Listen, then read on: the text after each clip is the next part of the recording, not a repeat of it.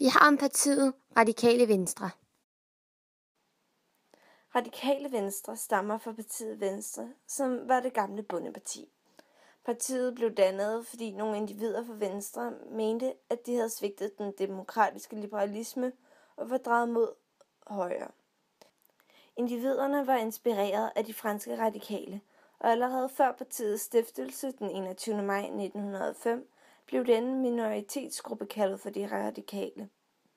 Viggo Hørup var en politisk taler og skribent.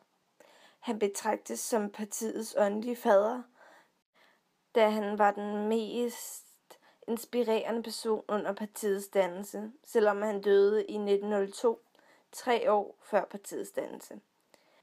Viggo Hørup citeres den dag i dag flittigt i den politiske debat i Danmark. Der har gennem tiden været 2 radikale statsminister. Den første radikale statsminister hed Carl Theodor Salem. Han var statsminister i 1909 til 1910 og 1913 til 1920, hvor de radikale Venstre dannede regering alene. Den anden radikale statsminister var Hilmar Baunsgaard. Baunsgaard var statsminister for en borgerlig regering i 1968 til 1971. Lige nu er formanden for partiet De Radikale Venstre, Morten Østergaard. Den forhåndværende politiske leder af partiet, Margrethe Vestager, er dog stadig ikke kendt ansigt fra De Radikale Venstre. Radikale Venstres ideologi. Radikale Venstre er et socialliberalistisk parti. Dette betyder, at de bygger på liberale markedsøkonomiske principper, men samtidig ser de den sociale tryghed som en hovedopgave, der gives til den enkelte ved hjælp af et socialt sikkerhedsnet. De tager ligelig afstand fra kapitalisme og socialisme og vil afbalancere den enkeltes frihed med forpligtelser over for fællesskabet. Radikale Venstres skattepolitik. Radikale Venstre mener, at det skal være slut med skatterabatter til boligejere. De mener nemlig, at dette øger uligheden, da man forgylder boligejerne uden at få nogen i arbejde. Radikale Venstres ambition er at få flere i arbejde og færre på overførselsindkomster. De vil derudover hæve pensionsalderen fra 67 år til 68 år i år 2020.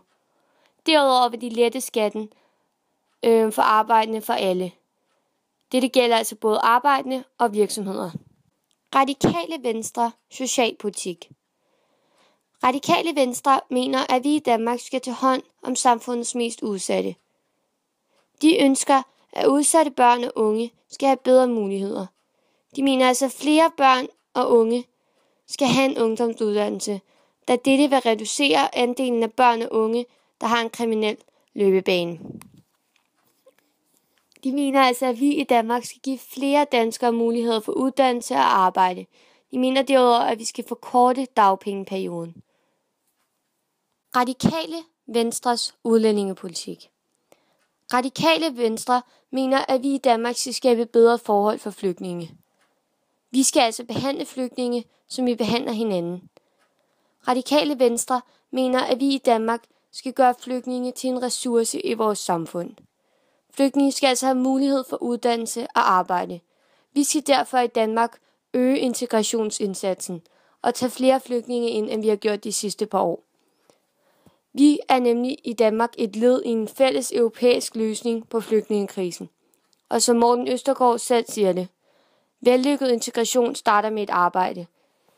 Vi skal nemlig øge udviklingsbistanden, ophæve de midlertidige regler, som udskyder familiesammenføring for en mindre del af flygtninge, samt sikre mulighed for dobbelt statsborgerskab, skærpe kravene til permanent ophold og statsborgerskab. Vi skal altså i Danmark tilbyde hjælp, stille krav og have positive forventninger til flygtninge, ikke isolere og fattiggøre dem. Vi har i vores sammenligning valgt at sammenligne Radikale Venstre med Liberal Alliance. De er i deres skattepolitik meget ens og ønsker begge to skattelettelser.